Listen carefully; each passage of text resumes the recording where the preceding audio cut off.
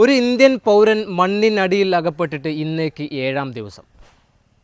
കോടാനക്കോടി രൂപ മുടക്കി ചന്ദ്രയാൻ മേലേക്ക് പറഞ്ഞയച്ചവരാണ് നമ്മൾ ഇന്ത്യക്കാർ. അത് നമ്മളെല്ലാവരും വാനോളം പുകഴ്ത്തിയതാണ് നമ്മുടെ രാജ്യത്തെയും ഇവിടുത്തെ ഗവൺമെൻറ്റിനെയും മുഴുവൻ ആളുകളെയും. പക്ഷെ വെറും മീറ്ററുകൾ മാത്രം താഴെ കിടക്കുന്ന ഒരു ഇന്ത്യൻ പൗരനെ കണ്ടെത്താൻ കഴിയാത്ത സംവിധാനങ്ങളും സിസ്റ്റങ്ങളും ഇല്ലാത്തൊരു നാടായി പോയല്ലോ എന്നാലോചിച്ചപ്പോൾ മൂക്കത്ത് വിരൽ വെച്ച് പോവുകയാണ്. നിങ്ങളൊന്ന് ആലോചിച്ച് നോക്കണം.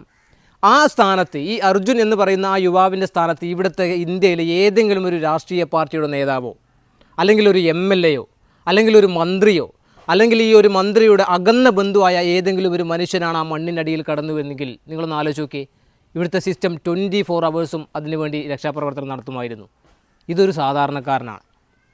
ഇവിടുത്തെ നിയമങ്ങളെയും അല്ലെങ്കിൽ ഇവിടുത്തെ സംവിധാനങ്ങളെ തിരഞ്ഞെടുത്ത ഒരു സാധാരണക്കാരൻ, വോട്ട് ചെയ്യാൻ മാത്രം വിധിക്കപ്പെട്ട ഒരു സാധാരണക്കാരൻ. ഇവിടെ ഒരുപാട് വീഴ്ചകൾ സംഭവിച്ചിട്ടുണ്ട്. ഒന്നുകിൽ കർണാടക സർക്കാരിൻ്റെ കയ്യിൽ, അതല്ല എന്നെങ്കിൽ ഇന്ത്യ രാജ്യത്തിൻ്റെ സർക്കാരിൻ്റെ കയ്യിൽ. ഇത് ഈ സമയത്ത് കുറ്റം പറയാമെന്നൊന്നും ആരും വിചാരിക്കരുത്. ഞാൻ നേരത്തെ പറഞ്ഞതിലേക്ക് വീണ്ടും തിരിച്ചു വരികയാണ്. നിങ്ങളൊന്ന് ആലോചിച്ച്, ഒരു രാഷ്ട്രീയ നേതാവോ അല്ലെങ്കിൽ ഒരു മന്ത്രിയോ ഒരു MLA യോ ആണ് ആ മണ്ണിനടിയിൽ കടന്നു പോകുന്നെങ്കിലോ 6-7 മണി കഴിഞ്ഞാൽ അവിടുത്തെ പോലീസുകാരും നിയമങ്ങളും എല്ലാം പിന്നെ മടക്കി ചൂട്ടി പോവോ? ഇല്ല. അദ്ദേഹത്തെ കിട്ടുന്നത് വരെ തിരയും. പിന്നെ അവിടുത്തെ സർക്കാർ പറയുന്നത് അവിടെ മണ്ണിടിഞ്ഞതിൻ്റെ ഭീകരമായ പർവ്വതീകരിച്ച് പറയുകയാണ്. അതും നമ്മളോട്, മലയാളികളോട്. 2018 കേരളത്തിൽ നടന്ന മഹാപ്രളയത്തിൽ കവളപ്പാറ എന്ന് പറയുന്ന ഒരു പ്രദേശം മുഴുവൻ മണ്ണിനടിയിൽപ്പെട്ടപ്പോൾ വെറും മണിക്കൂറുകളെ കൊണ്ട് രക്ഷാപ്രവർത്തനം നടത്തിയ മലയാളികൾ. നിങ്ങൾ മനസ്സിലാക്കണം, ലോകം മുഴുവനും വിറങ്ങലിച്ച് നിന്ന കൊറോണ മഹാമാരിയെ അതിജയിച്ചവരാ മലയാളികൾ.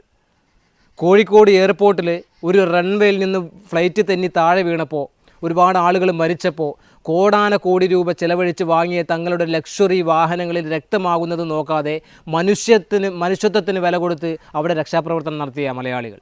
അവരോടാണ് പറയുന്നത് കേവലം ഒരു ഏരിയ മാത്രം മണ്ണിടിഞ്ഞ് വീണത് വലിയ പർവ്വതീകരിച്ച് കാണിച്ചു തരികയാണ്, വലിയ പ്രശ്നമാണെന്ന് പറഞ്ഞിട്ട്.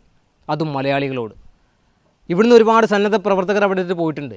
അവരെ ഫ്രീഡമായിട്ട്, അവരെ സ്വതന്ത്രമായിട്ടൊന്ന് പ്രവർത്തിക്കാൻ പോലും അവിടുത്തെ സംവിധാനം അനുവദിക്കുന്നില്ല എന്നുള്ളതാണ് സത്യം. അതാണ് നമ്മുടെ മുമ്പിലേക്ക് വന്നുകൊണ്ടിരിക്കുന്ന റിപ്പോർട്ടുകൾ. നിങ്ങളൊന്ന് ആലോചിച്ച് നോക്ക്. നമ്മുടെ രാജ്യത്തെ ആര് ഭരിക്കണമെന്ന് തീരുമാനിക്കുന്ന ഒരു ഇന്ത്യൻ പൗരൻ, ഇവിടുത്തെ ഒരു പൗരനാണ് മണ്ണിനടിയിലുള്ളത്. ഞാൻ വീണ്ടും പറയുകയാണ്, ഒരു രാഷ്ട്രീയക്കാരനാണെങ്കിലോ നിങ്ങളൊന്ന് ചിന്തിച്ച് നോക്കും, മറുത്തൊന്ന് ചിന്തിച്ച് നോക്ക്. അല്ലെങ്കിൽ ഒരു ഉന്നത പോലീസ് ഓഫീസറാണെങ്കിലോ നിങ്ങളൊന്ന് ആലോചിച്ച് നോക്ക്. 24 മണിക്കൂറും തുറന്ന കണ്ണുകളുമായി ഇവിടുത്തെ രക്ഷാപ്രവർത്തനങ്ങൾ ഉണ്ടാവും. അപ്പോൾ ഈ വീഡിയോ കൊണ്ട് ഞാൻ ആരെയും കുറ്റം പറയാനോ ഒന്നുമല്ല ഉദ്ദേശിച്ചത്. പക്ഷേ നമ്മുടെ നാടിൻ്റെ ഭാവി അല്ലെങ്കിൽ ഇവിടുത്തെ ഒരു സാധാരണ പൗരൻ്റെ ജീവൻ്റെ വില എത്രത്തോളമുണ്ട് എന്നൊന്നും അറിയിപ്പിക്കാൻ വേണ്ടിയിട്ട് ചെയ്ത വീഡിയോ ആണ്. നിങ്ങളൊന്ന് ആലോചിച്ച് നോക്കും, 7 ദിവസം എന്ന് പറയുന്നത് ചില്ലറ കാലാവധിയല്ല. ഈ വിഷയം നടന്നതിന് ശേഷം 3-ാമത്തെയോ 4-ാമത്തെയോ ദിവസമാണ് ഈ ഒരു സംവിധാനങ്ങൾ പോലും അങ്ങോട്ട് എത്തുന്നത് എന്നുള്ളത് നിങ്ങളൊന്ന് ആലോചിച്ച് നോക്കി. അതുമാത്രമല്ല, അതിതീവ്രമായ ശക്തിയിൽ തിരയാൻ പറ്റുന്ന റഡാർ ഇന്ന് വരെ അവിടെ എത്തിയിട്ടില്ല എന്നുള്ളതാണ്. ഇന്നെത്തുമെന്നാണ് പറയുന്നത്. ഞാൻ ഈ വീഡിയോ എടുക്കുന്നത് തിങ്കളാഴ്ചയാണ്. ഇന്നെത്തുമെന്ന് പറയുന്നു. ഇന്ന് അദ്ദേഹത്തെ കണ്ടെത്തുമെന്ന് പറയുന്നുണ്ട്. കണ്ടെത്തട്ടെ എന്ന് തന്നെയാണ് എൻ്റെയും ഓരോ ഇന്ത്യക്കാരൻ്റെയും ഓരോ മലയാളിയുടെയും പ്രാർത്ഥന. ഒരു പൗരനും ഇതുപോലത്തെ അവസ്ഥ വരുത്തരുതേ എന്ന് ഇവിടുത്തെ രാജ്യത്തിൻ്റെ സിസ്റ്റത്തോട് കേണപേക്ഷിക്കുകയാണ്. നിങ്ങളൊന്ന് ആലോചിച്ച് നോക്കണം. നിങ്ങളത്ര അല്ലെങ്കിൽ ഭരിക്കുന്ന മന്ത്രിമാരെയോ അല്ലെങ്കിൽ MLA മാരെയോ അത്രയൊന്നും പവറില്ലാത്ത പാവങ്ങളാണ് ഇവിടുത്തെ സാധാരണക്കാർ. ആ ഒരു യുവാവിൻ്റെ വീട്ടിൽ കണ്ണീരോടെ കാത്തിരിക്കുന്നൊരു കുടുംബം, അവരുടെ അച്ഛനും അമ്മമാരും കുടുംബക്കാരും എല്ലാവരും കണ്ണീരോടെ കാത്തിരിക്കുകയാണ്. അവരുടെയൊക്കെ മുമ്പിൽ അവനക്ക് എന്തെങ്കിലും സംഭവിച്ചാൽ നിങ്ങൾ എന്ത് മറുപടിയാണ് പറയുക? ഒന്നും സംഭവിക്കാതിരിക്കട്ടെ എന്ന് തന്നെയാണ് ഈ സമയം വരെ പ്രാർത്ഥിക്കുന്നതും ആഗ്രഹിക്കുന്നതും. ഇതിലപ്പുറം ഒന്നും പറയാനില്ല. ഞാൻ പറഞ്ഞല്ലോ, കോടാനക്കോടി രൂപ മുടക്കി ചന്ദ്രയാനിലേക്ക് മറ്റേ സാധനം കയറ്റിയിട്ടൊന്നും ഒരു കാര്യമില്ല.